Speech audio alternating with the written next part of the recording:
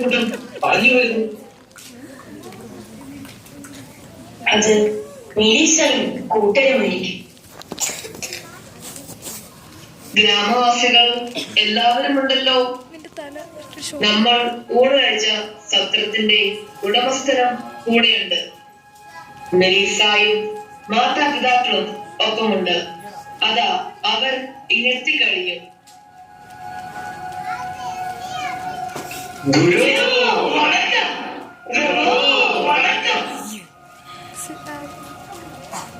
ഗുരു നമസ്കാരം. എന്റെ പേര് റൂബിൻ. ആ നിൽക്കുന്നത് എന്റെ ഭാര്യ മറിയ. ഈ മെലീസ ഞങ്ങളുടെ മകളുമാണ്. ഇവരെല്ലാം ഈ ഗ്രാമത്തിലെ പ്രധാനികളുമാണ്. അങ്ങ് മനുഷ്യ ഹൃദയം പരിശോധിച്ചറിയുന്ന ഒരു പ്രവാചകനാണെന്ന് എന്റെ മകൾ മെലീസയിൽ നിന്ന് ഞങ്ങൾക്ക് അറിയാൻ സാധിച്ചു. ശരിക്കും അങ്ങ് തന്നെയാണോ വരാനിരിക്കുന്ന ലോകോദ്ധാരകനായ മിശിഹ? വരാനിരിക്കുന്നു ശിഹായുടെ ലക്ഷണങ്ങൾ പ്രവാചകന്മാർ മുൻകൂട്ടി അറിയിച്ചിട്ടുണ്ടല്ലോ. ഏശയ്യാ പ്രവചനം 6-ാം അധ്യായത്തിൽ എന്താണ് പറഞ്ഞിരിക്കുന്നത്? എന്താണ് പറഞ്ഞിരിക്കുന്നത്?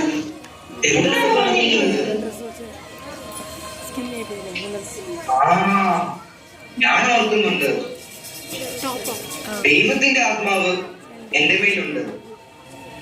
പാവപ്പെട്ടവരുടെ സുവിശേഷം പ്രസംഗിക്കാനും, ബന്ധിതർക്ക് മോചനവും, അംഗർക്ക് കാഴ്ചയും, മതങ്ങൾക്ക് സ്വാതന്ത്ര്യവും, സർവർക്കും ആനന്ദവത്സരം പ്രഖ്യാപിക്കാനുമായി ദൈവം മിശിഹായെ ലോകത്തിലേക്ക് അയച്ചിരിക്കുന്നു.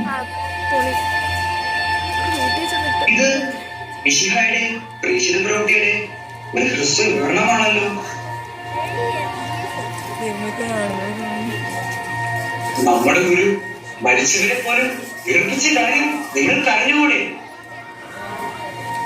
ജെറീക്കോയിലെ കുരുടന് കാഴ്ച നൽകിയ സംഭവം ലോക പ്രസിദ്ധമാണ്. പാവപ്പെട്ടവരെ നിങ്ങൾ ഭാഗ്യവാന്മാർ എന്ന് ആരംഭിക്കുന്ന മലയിലെ പ്രഭാഷണം നമ്മുടെ ഗുരുവിനെ സമാരാധ്യനാക്കിയിരിക്കുന്ന വിവരം നിങ്ങൾക്ക് അറിഞ്ഞുകൂടെ?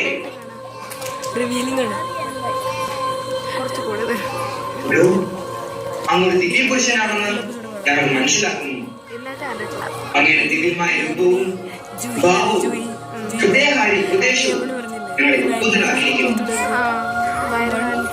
അന്ന് തന്നെയാണ് വരാനിരിക്കുന്ന മിശിഹ എന്ന് എന്റെ മകൾ മെലീസയ്ക്ക് മാത്രമല്ല ഞങ്ങളെല്ലാവർക്കും ഇപ്പോൾ ഉത്തമം ബോധിക്കുന്നു. അമ്മേ, അപ്പ, എനിക്ക് ഈ ലൗകിക സുഖങ്ങളൊന്നും വേണ്ട. അവയോടെല്ലാം എനിക്ക് വിരക്തി തോന്നുന്നു. ദിവ്യഗുരുവിന്റെ ഉപദേശം അനുസരിച്ച് ഞാൻ ഇനി എന്റെ ജീവിതം ധന്യമാക്കും. മോളെ മെലീസ, എനിക്കിനി സമാധാനത്തിൽ മരിക്കാം.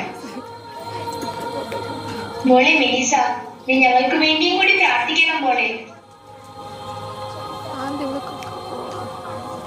കൊള്ളാം, സന്തോഷമായി.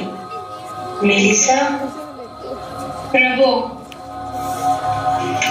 ഇന്ന് നിങ്ങളുടെ ഈ ഗ്രാമത്തിലെ എല്ലാ ജനങ്ങളും നന്മ തിരിച്ചറിയും. തന്മൂലം ഗ്രാമവാസികൾക്കെല്ലാം ദൈവാനുഗ്രഹം ലഭിച്ചിരിക്കുന്നു. നിങ്ങൾ എല്ലാവരും സമാധാനത്തിൽ പോകുന്നു.